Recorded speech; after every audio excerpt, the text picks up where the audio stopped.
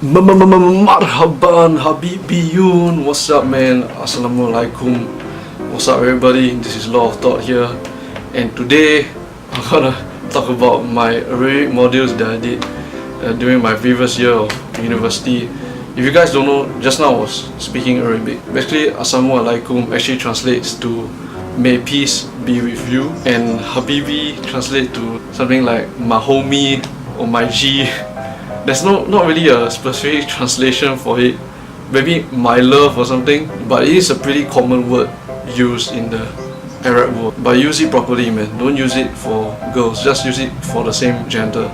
Trust me, you use it on a girl, you get slapped in the face. So a while back, I actually asked on Instagram whether you guys wanted to see an Arabic module review. Here we are today, and I'm gonna give you guys a review on the modules that I took in Arabic for the Arabic language. Disclaimer alert, I am actually someone who doesn't know a single thing about the Arabic language. I have no clue what was going on before this module itself.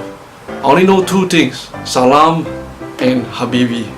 These are the only two things that I know because of all the advertisements and all that popular culture stuff. So in other words, I went into the ocean without even knowing how to swim, but I came out with a boat. So the very first module, level 1 Arabic, LAR 1201, is very good for people who have no idea of anything about Arabic at all. There are three main things that you will learn in this specific module. The first one being the alphabet system, the Arabic alphabet system, which is all these. Each alphabet has a very specific sound and it won't change at all. Unlike English, right, where A, the letter A, can be pronounced as A or A, and the letter E can be pronounced as E or E. It depends and it varies, but Arabic, everything is standard. And the second thing you will learn is the Arabic numerical system. I know Arabic numerical system is supposed to be the ones that we are using, 1, 2, 3, 4, 5, 6. But it turns out not to be that system. It turns out to be the Indian numerical system. Apparently a while back in their history, the Arabs decided to say, like, we're getting bored of our own numerical system, so why not change it up? So they used the Indian numerical system. But that proves one thing: Arabs are extremely smart people and they just love a challenge. I know, that's just how I view it. And third thing you'll learn is like basic sentence structure. I am, this is, and you'll be able to ask questions. Questions like, what is this? Who are you? Where am I? Just you say, where am I? You're freaking lost, mate. Where are they? Where are you? Basic question sentences, but not really when. When is a bit harder, and how, yeah, you will be able to ask how are you and stuff like that. If you are curious about the demographic of the Arabic class, basically I can tell you this: for LAR 1201, there are like 2 Koreans, and I was the only Chinese, which is like 3 people who are not Muslim already, and then there are like 1 or 2 foreigners, Westerners. There are 20 people in the class, and 5 of them are not Muslim. So the rest of the class are Muslim. They are either Malay Muslim or Indian Muslim. But if you want to make Muslim friends and you want to take Arabic, it's a win-win situation because you get to make more Muslim friends and you get to learn Arabic at the same time. Taking Arabic is also really good because it gets you to expand your cultural knowledge like 10 times, like 20 times. A lot of Muslims out there, if you ask them questions about Islam, they will just answer you very, very kindly and very, very openly, and you can have like an open discussion about religion with them. It's actually very nice. I mean, it depends on the person, of course, but most of them are willing to speak to you about their religion, and it's very interesting, really very interesting. And then from LAR 1201 to LAR 2201, which is the level 2 module for the Arabic language, there's actually a little bit of jump, but basically all I can tell you is this: you gotta master what you learn in LAR 1201 because it's gonna be important, and you gotta remember quite a bit of stuff. Like, everything is linked because you can't expect to move on to the next stage of the language without learning the basics of the language. So in the second module, you'll definitely learn a whole lot more vocab, and a lot more verbs, and a lot more nouns. Trust me. And the vocabulary you'll learn will be location specific, like from the airport, the hospital, the clinic, the bank, the post office, the restaurant, and a lot more other places that I just can't remember at the moment. Even the verbs will be location specific. You will learn verbs like send, sent.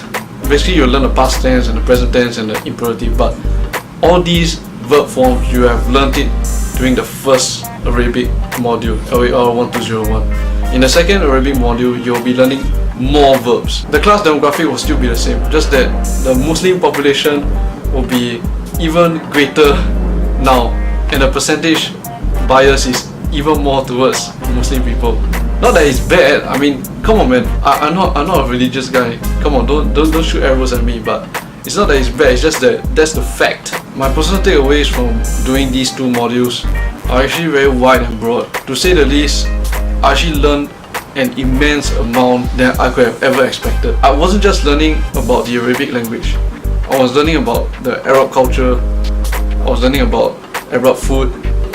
And the Arab culture, which also means how people are polite in the country, how people are courteous in the way they speak, such that when there is a greeting, it must come with another greeting, and another greeting, and another greeting, until it ends with no other greetings being available to be used within that context or within the person's vocabulary. And even for farewells, it must be accompanied with a goodbye, and then another type of farewell, another farewell saying, another farewell, until either one party just stops or the other party runs out of vocabulary to say anything. Which is amazing because the culture is such that everybody is so polite, and yet the media portrays the Arabs as people who are, very... Come on, man, I think we all know how the media portrays Arabs and Arab countries. But the truth is, it's just not reflective of how the language is actually used.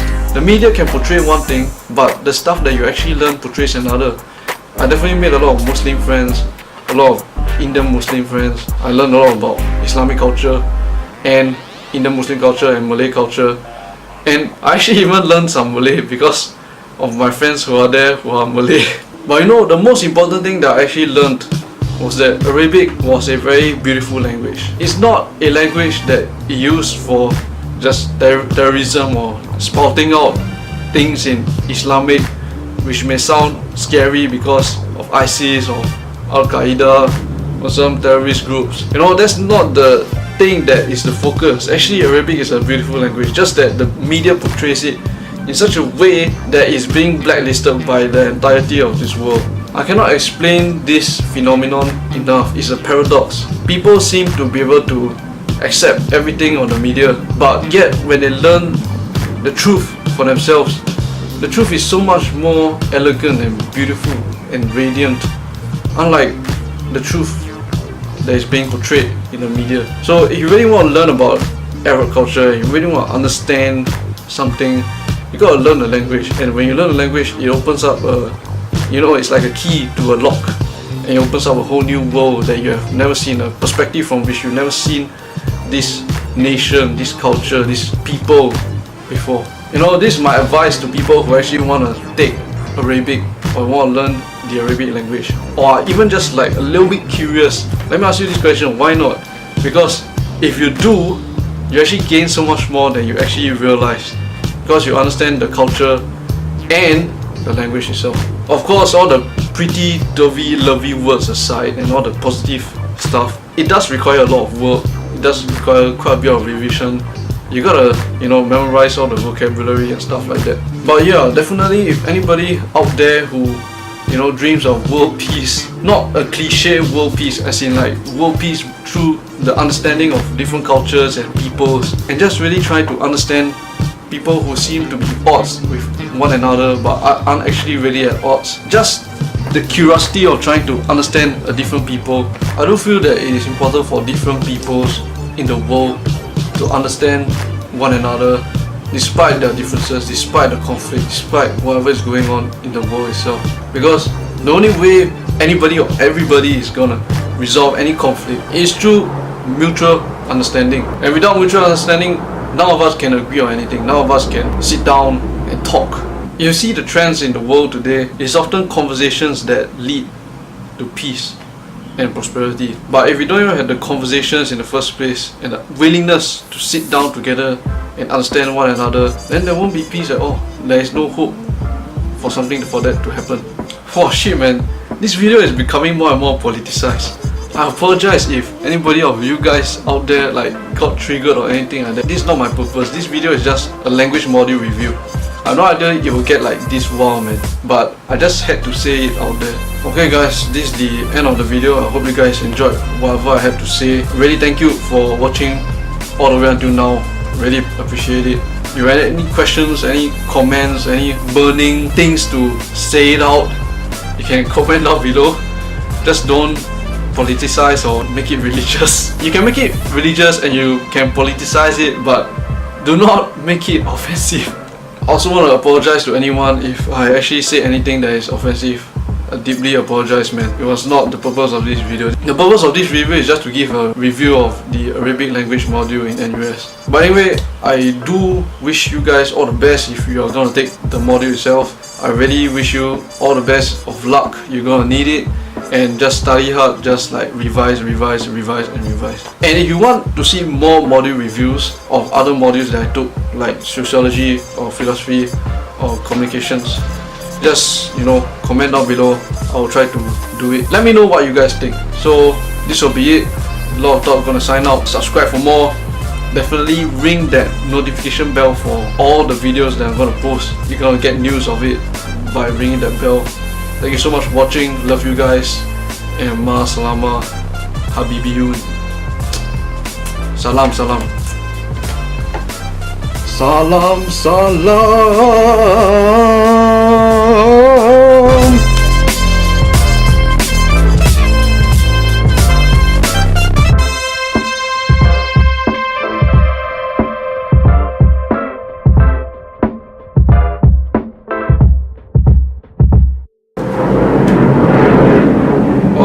All the plane sounds and a lot more nouns.